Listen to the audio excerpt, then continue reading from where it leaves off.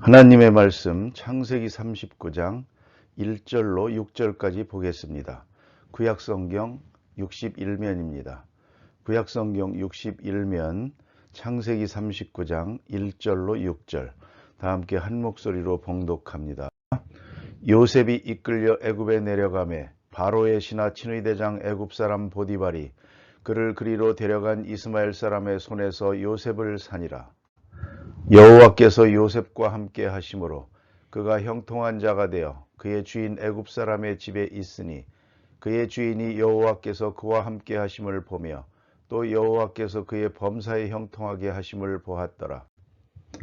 요셉이 그의 주인에게 은혜를 입어 섬김에 그가 요셉을 가정 총무로 삼고 자기의 소유를 다 그의 손에 의탁하니 그가 요셉에게 자기의 집과 그의 모든 소유물을 주관하게 한 때부터 여호와께서 요셉을 위하여 그 애굽 사람의 집에 복을 내리심으로 여호와의 복이 그의 집과 밭에 있는 모든 소유에 미친지라. 주인이 그의 소유를 다 요셉의 손에 의탁하고 자기가 먹는 음식 외에는 간섭하지 아니하였더라. 요셉은 용모가 빼어나고 아름다웠더라. 아멘. 오늘 요셉이 이제 형들의 시기와 질투로 인해서 죽을 뻔했지만 하나님께서 그를 특별한 경륜으로 인도해 주셔서 또 은혜로운 사람들의 도움을 받아서 그는 애굽으로 팔려가게 됩니다. 인간적인 생각으로만 생각한다면 이렇게 노예로 팔려가는 것은 차라리 죽는 것만 못합니다.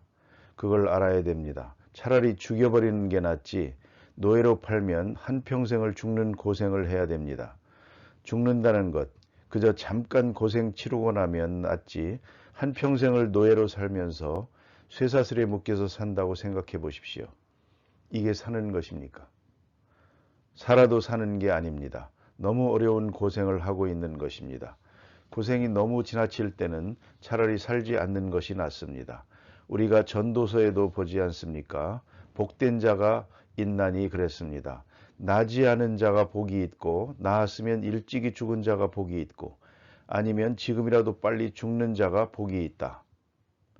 그러니까 우리가 고통스러울 때는 산다는 것 자체가 괴로운 것이고 오히려 이미 죽은 자에 대해서 복되다고 할 수밖에 없습니다.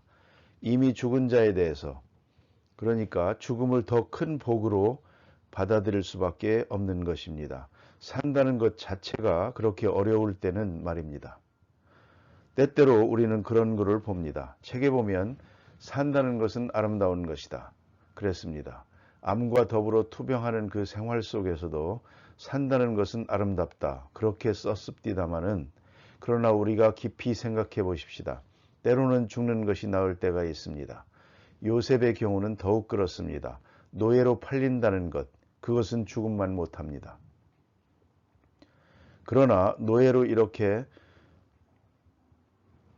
팔리게 되는 것은 무슨 의미를 가지는고 하니 하나님께서 저를 통해서 이루실 경륜이 남아있기 때문입니다. 그걸 우리가 알아야 됩니다. 유명한 요한 웨슬레가 그런 말을 한 일이 있습니다. 하나님께서 내게 맡기신 사명을 다 감당하기까지는 나는 절대로 죽지 않는다. 그를 통해서 할 일이 있기 때문에 어느 때라도 간다면 그건 하나님이 내게 향하신 뜻이 끝났기 때문에 가는 것입니다. 그렇게 생각해야 됩니다. 내게 향하신 뜻이 있다. 요셉을 통하여 이루고자 하시는 하나님의 경륜이 남아있기 때문에 그는 저 광야에서 그렇게 물 웅덩이에서 죽을 수 없는 사람입니다. 그래서 그는 오묘한 경륜 속에서 이렇게 팔려서 애굽으로 가게 되는 것입니다. 이런 일이 왜 있어야 하는지 우리는 모릅니다. 그러나 45장 7절에 가서 보면 그때 가서 알게 됩니다. 요셉도 지금 왜 팔려가는지를 모릅니다. 그때 가서 비로소 얘기합니다. 당신들이 나를 판 것이 아니요 하나님이 나를 이리로 보내신 것입니다. 나를 이리로 보내사 우리 온 식구들을 건지고 또 천하의 많은 사람들을 건지고 좀 더 깊은 의미에서는 많은 사람들에게 하나님의 살아계신 능력을 선전하게 하기 위하여 하나님의 복음을 전파하기 위하여 이 사람을 애국으로 보낸 것입니다. 그러니까 이것은 팔려간 것이 아니라 보냄받은 것입니다. 솔드가 아니고 센트입니다. 팔린 것이 아니고 보냄받은 것입니다. 그의 사명이 있습니다. 그 오묘한 것이 있지만 아직 요셉은 그걸 깨닫지 못합니다. 때때로 우리는 이런 경우가 많습니다. 나를 통하여 이루고자 하시는 하나님의 오묘한 경륜이 있어서 나를 이리로 저리로 혹은 고난의 길로 혹은 질병 혹은 실패 여러 가지로 인도하고 계시지만 그것을 내가 미처 깨닫지 못할 때가 있습니다. 왜 이런 일이 있어야 하는지 미처 모를 때가 있습니다. 그러나 얼마 후에 곧 깨닫게 됩니다. 그것을 깨달을 때 받은 은혜는 엄청난 것입니다. 생각하면 이것을 진작 알았더라면 얼마나 좋았겠습니까? 그러면 눈물 흘릴 필요도 없는데 우리는 오늘 본문에서 그 믿음으로 사는 사람의 모습을 보십시다. 요셉은 아직 거기까지는 모릅니다. 그래도 그는 본문에 보는 바와 같이 형통한 자가 되어 그랬습니다. 형통한 자, 형통이라고 하는 사건을 바라지 말고 형통한 자가 되어야 하는 것입니다. 우리는 한 사건을 모면하려고 합니다. 한 번 병들었을 때 빨리 나았으면 좋겠고, 한 번 잘못됐을 때 빨리 회복됐으면 좋겠고, 사업이 안 풀렸을 때 빨리 풀렸으면 좋겠고, 형통이라고 하는 사건을 우리는 바라고 있습니다. 또한 그렇게 기도합니다. 여기에 매이지만 오늘 본문은 그렇지 않습니다. 형통한 자, 형통한 자가 되면 어떻게 되느냐? 아무데 가져다 놔도 상관이 없습니다. 그런 일이 있어도 또는 저런 일이 있어도 그건 다 형통하는 길입니다. 형통으로 가는 길입니다. 그게 복된 길이라는 말입니다. 저는 그런 분을 만나봤습니다. 어제 30년이나 공직자로 있다가 좀 더 크게 일하고 싶었는데 조금 불명예스럽게 그렇게 퇴직하게 되었습니다. 몹시 섭섭했습니다. 가만히 보니까 한 1년 동안 우울한 것 같습니다. 얼굴에 수심이 있고 근심이 있는 걸 보았습니다. 그런데 그 다음 1년 후에 보니까 자기가 가려고 했던 바로 그 자리에 큰 어려움이 큰 일이 생겼습니다. 그 다음 사람은 간지 6개월도 못 돼서 쫓겨난 일이 있었습니다. 그의 잘못도 아닙니다. 완전히 타의에 의해서 도의적 책임을 지고 아주 불명예스럽게 되는 걸 보았습니다. 바로 그 사건을 보고 내가 본인을 만났습니다. 그래 요새는 어떻게 생각하십니까? 그러니까 아이고 일찍 나오기를 얼마나 잘했는지 모릅니다. 지금까지 있었으면 내 꼴이 뭐가 될 뻔했습니까? 이건 불가항력입니다. 그래서 말입니다. 형통이라는 사건을 지향할 것이 아니라 형통한 자가 되어야 합니다. 복을 찾아 헤매지 말고 복된 자가 되어야 합니다. 그러면 어디 가서든지 복을 받습니다. 어떤 일이 생겨도 상관이 없습니다. 여러분, 자신이 복된 자가 되고 여러분 자신들도 복된 자, 자녀들도 복된 자가 되기 위해서 기도해야 됩니다. 가는 대로 좋은 사람 만나고 좋은 일 있으면 또 어려운 일 만나고 어려운 일 있다가 필 때는 더 큰 좋은 일이 생기고 그게 복된 자입니다. 저는 가끔 그런 생각을 합니다. 이미 여러 번 말씀드렸지만 영화를 볼 때 서부 활극을 보기 좋아하는데 왜 보느냐 하면 거기에 결론이 미리 나와 있기 때문입니다. 반드시 착한 사람이 승리하게 되어 있습니다. 그걸 알기 때문에 안심하고 보는 것입니다. 또 하나는 영화 끝날 때까지는 절대로 저 사람이 죽질 않습니다. 아무리 총 쏴도 걱정 없습니다. 안 죽게 되어 있는 거니까 각본이. 이게 바로 복된 자입니다. 하나님의 드라마 속에 이 복된 자라고 하는 것은 마차가 뒤집힌다고 죽을 사람이 아닙니다. 이걸 결코 잊어서는 안 됩니다. 요셉은 형통한 자, 형통한 자가 되었습니다. 돼서 팔려갑니다. 팔려가는 게 그리 중요한 게 아닙니다. 그러나 형통한 자가 어떻게 살았는가를 보십시오. 보디발의 집에 노예로 팔려가서 사는데 먼저 충성되게 살았습니다. 신실하게 살았는데 얼마만큼 신실하게 살았느냐 하는 것입니다. 주인이 전적으로 믿을 만큼 이걸 잊지 말아야 합니다. 노예라는 것은 맨 처음에는 쇠사슬로 묶어 놓습니다. 손발을 다 묶습니다. 그리고 일을 시킵니다. 노예는 잠잘 때 동물과 같이 잡니다. 도망가니까 발악을 하고 잘못하면 주인을 죽이는데 그러니까 쇠사슬로 묶어서 재우고 먹이고 그럽니다. 이렇게 하다가 점점 봐서 좀 순해지면 손은 풀어줍니다. 그래서 발에 쇠사슬을 끌고 다니면서 살아야 됩니다. 그러다가 이제 아주 순한 걸 보면 그때 쇠사슬을 풀어주는 것입니다. 풀어준 그 노예는 주인이 믿는 것입니다. 이렇게 했다가 그 노예에 의해서 주인들이 칼에 맞아 죽는 경우가 많습니다. 그 다음에 또 신임을 하면 일을 맡깁니다. 그 다음엔 자율적으로 맡깁니다. 점점 더 신임을 얻게 되는데 요셉은 어디까지 올라갔느냐? 다 맡겼습니다. 오늘 성경에 보니 우임이라는 말이 2번이나 나옵니다. 그 손의 소유를 다 맡겼다. 손에 우임하고 그랬습니다. 모든 것을 우임해버렸습니다. 내 마음대로 하라는 것입니다. 간섭하지 않았습니다.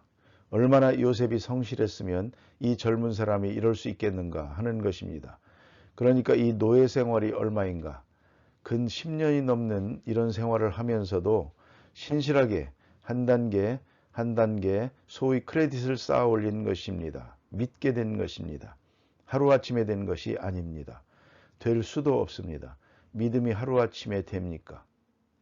여기에 문제가 있는 것입니다. 능히 그를 믿어야지, 능력도 믿어야지, 능력도 키워야지 이 수준에 도달하는 것입니다. 우린 너무 조급해서 내게 일을 맡겨달라 하겠다고 하지만 내가 보니까 할만하지 못한데 어떡합니까? 그런 거로 이걸 알아야 됩니다.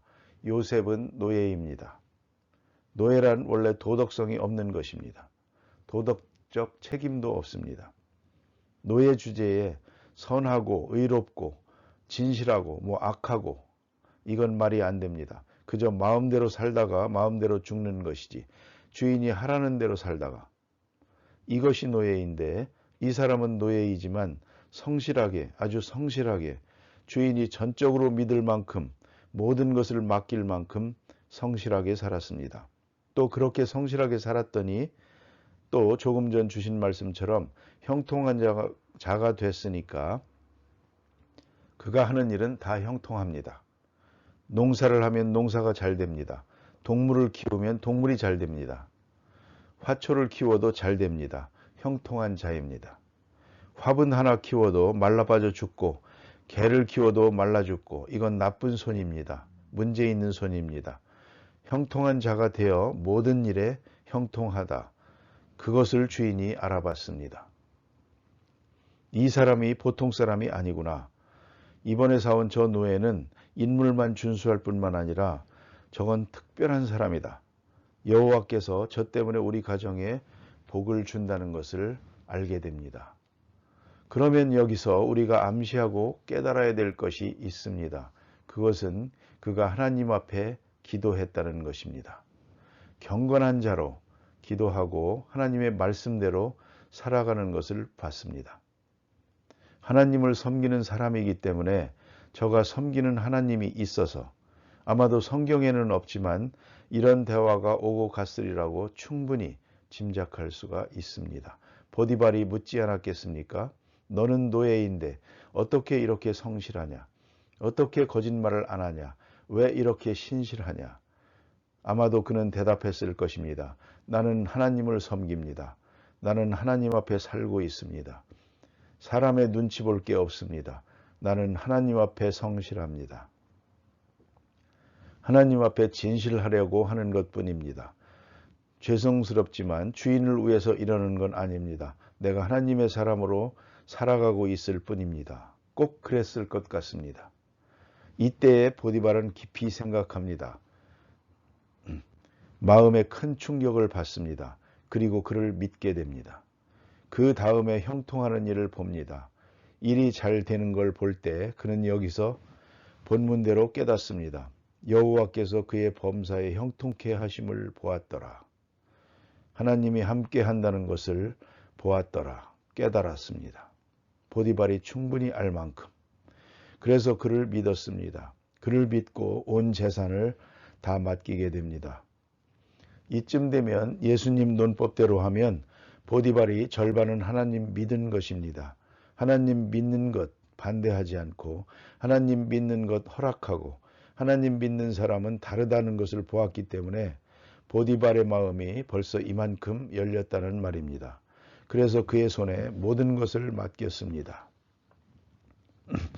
또 한 가지 여기 있습니다. 5절 중간에 보면 여호와께서 요셉을 위하여, 이 말이 얼마나 힘있는 말씀인지 모릅니다. 요셉을 위하여 이 집에 복을 내렸습니다. 요셉이 복된 자가 되었기 때문에 요셉을 위하여 복을 내렸습니다. 보디발 때문에 복받은 게 아닙니다. 요셉이 이 집에 있으므로 보디발은 복을 받는 것입니다. 가끔 그런 얘기를 합니다. 가정에 며느리라든가 남의 사람이 하나 들어왔을 때 그때부터 일이 잘 됩니다. 그러면 저거 복덩이다 그러지 않습니까? 그 사람이 들어오고부터 모든 일이 잘 안 됩니다. 그러면 저게 문제다 그런 생각을 하게 됩니다. 뿐만 아닙니다. 어떤 집에 가니까 고등학교 선생님 댁인데 부흥회 인도하러 갔다가 그 집에서 며칠을 유하게 되는데 막내딸이 하나 있습니다. 그 딸을 온 집안이 얼마나 사랑하는지 모릅니다. 더구나 그 아버지는 예뻐서 못 견딥니다. 좀 지나친 것 같아서 물었더니 일이 잘 안 되고 부도가 나고 참 어려운 일이 있었습니다. 애가 태어나면서 잘 됐답니다. 그때부터 일이 확 피어가지고 열리는 게 이렇게 됐습니다. 그래서 사랑한다고 합니다. 이런 관점이 꼭 옳다는 건 아닙니다. 그러나 분명한 건 있습니다. 요셉이 이 집에 있었습니다. 요셉을 위하여 하나님께서 복을 주었습니다. 하나님이 보시는 것은 요셉 하나뿐입니다. 그 요사스러운 아내에게 복 줄 리도 없습니다. 그 어리석은 남편에게 복 줄 리가 없습니다. 결국은 요셉 하나뿐입니다. 요셉을 위하여 복을 주었습니다. 어째서? 요셉으로 인해서 복을 받을 때 요셉이 이 집에서 자유할 수 있으니까. 비록 노예라고 하는 신분을 가졌고 위에 보디발이라고 하는 주인이 있지만은 위임받았다는 말은 자유를 얻었다는 말입니다. 보다 많이 위임받았다는 말은 그만큼 자유의 영역이 넓어졌다는 것을 말합니다. 경제적으로, 정치적으로, 사회적으로 모든 면에서 위임받았습니다. 그건 그만큼의 넓은 세계를 산다는 뜻이 되겠습니다. 요셉은 하나님께로부터 복을 받았습니다. 그래서 그를 위하여 하나님께서 이 집에 복을 내리셔서 많은 자유를 주었습니다. 비록 노예 생활이지만 그는 불편이 없었습니다. 자기 마음대로 가고 오고 먹고 마시고 할 수 있었습니다. 이런 자유를 주었습니다. 더구나 이방 땅에 와서 빈손 들고 왔는데 한 끼 먹고 살기 어려운데 이 집에 와서 비록 노예로 출발했지만 지금은 당당한 이 집의 청지기가 되었습니다. 청지기로서 온 집을 다스립니다. 그러한 자유를 얻게 되었다는 말입니다. 하나님께서 하나님의 사람에게, 신실한 사람에게 자유의 영역을 넓혀주시는 것입니다.